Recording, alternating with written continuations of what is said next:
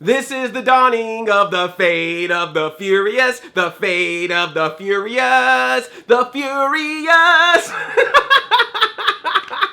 family. Hi, I'm Andre and I'm a black nerd, and welcome back to my channel. Thank you if you've already subscribed to this channel. If you haven't, please subscribe. Fate of the Furious, the new Fast and Furious movie. I got to see an early screening of it in IMAX, so I felt like I was driving the car. Gang's all back: Vin Diesel, The Rock, Tyrese, Ludacris, Michelle Rodriguez, Kurt Russell returns, that fine woman, Nathalie, Emmanuel. Woo! Woo, that woman. She's a hacker. Like, she's just sitting there typing on the computer. Every scene is her just typing on the computer. I'm just like, you type on that computer, girl. You ASDF, JKL semicolon that computer hard, girl. Spacebar, spacebar. Hack me, baby. Woo!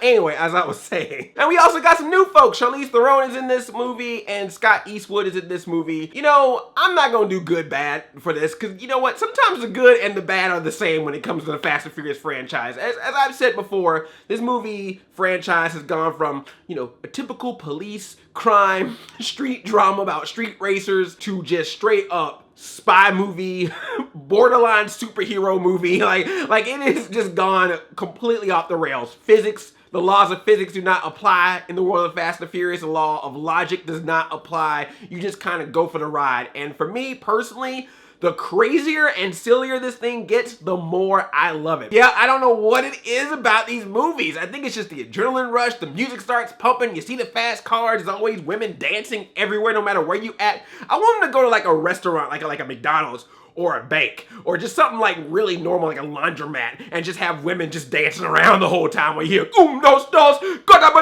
all the stuff that you've seen before in these movies is the same. You got Vin Diesel, you got the whole crew, they gotta go on some mission. But I will say, they remembered that they did get their roots in street racing. The first thing you see in this movie is a legit street race, not a mission, not a we gotta go save somebody, not a we gotta go stop somebody, just a straight up, we are going on a street race, winning for that car. You know, like that's cool that they went back to the roots with that before they go back into the usual silliness that they have. And when they go to that silliness, man, if you saw any of the trailers, you know, we talking about wrecking balls, submarines, automated cars, tanks, orange Lamborghinis, calling Michelangelo, driving on ice, you know, just all the crazy stuff.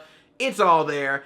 I love it so much. To me, it's nothing more crazier than the stuff you see in like James Bond movies. You know, like when you think of like the gadgets or the tracking people down with computers or the different cars that are driving around. Like, this is all James Bond stuff. This is all spy stuff. This is all even superhero action movie stuff. It's just done with the paint of street racing urban heroes. I'm partially laughing because of how silly and ridiculous it is, but I'm also kind of impressed because you gotta admit, even with the silliness, these effects are pretty impressive. The things they do with the cars, the things they do with these races, the shots, it's directed great. It's stylish, man. The style of this is good. Is it silly? Is it over the top? Is it crazy? Yeah, but it always just looks fascinating.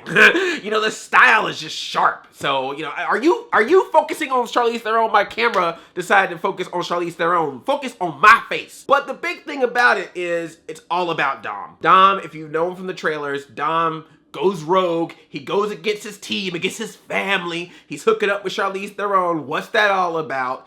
You probably have already guessed before seeing the movie that there's got to be some reason. And when you find out what the reason is in the movie, it's weird because it's a legit serious reason. Like, it's like a, oh, okay, yeah, I kind of get where you're coming from, dude. That makes sense. Do what you gotta do. But it's really, really serious.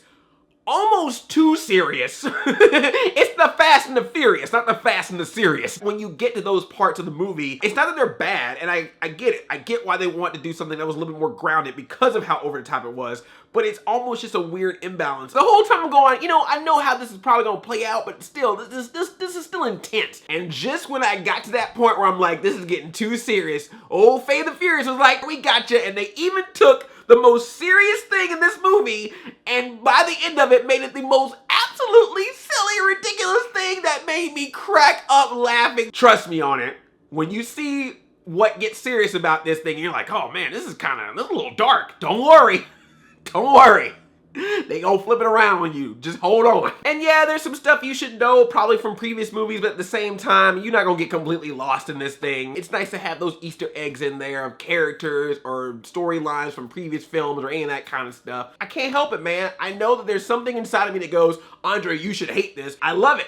I just, something about it just makes me happy. I don't know if it's because I do get the adrenaline rush. I don't know if it's because I see this beautiful cast of diverse, multicultural characters being heroes and being like urban superheroes, basically. Hey, everybody's been arguing about you want some multicultural, diverse superheroes on the big screen. Well, you got Power Rangers and Fate and Furious out there right now. Do a double feature, baby. I love that they get so crazy and out there, and it works. I think if you already know what's on board with these things and you like what you've seen so far, or if you can at least be like, I can go in this thing and have a good time with it. I had a fun time. I think I had the most fun in the theater. I was in an influencer screening, and I gotta say, I mean, no offense to my influencers. I know some of y'all, I talked to some of you after the screening, so I know some of y'all were cool. But there was a couple people up in there who were trying to be all cool for school, like, you know, I'm just gonna be all cool about this movie, and me, I'm just all like, yeah! So, fine, I know how to influence. Because I'm telling you, get your popcorn, get your friends, don't think, go in this movie and just go crazy. Because the movie's gonna go crazy, so you might as well go crazy with it. Let me know what you think. Are you gonna go see Fate and Furious? Am I crazy for liking this stuff, or are you crazy right along with me? Please be crazy like me and enjoy these things, because you know what? I want more. I want 9, I want 10, I want Fast and Furious crossover with Transformers, I want Fast and Furious in space, I want all of it. Thank you so much for watching. If you are new here, please subscribe to this channel. You get more quality reviews like this.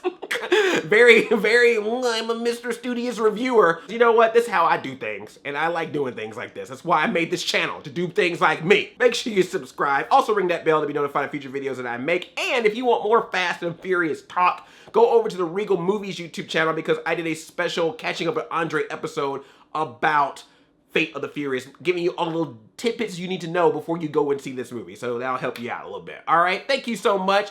Give this video a thumbs up. I love you like a play cousin. I'm Audi 5000, Chain Chomp EO.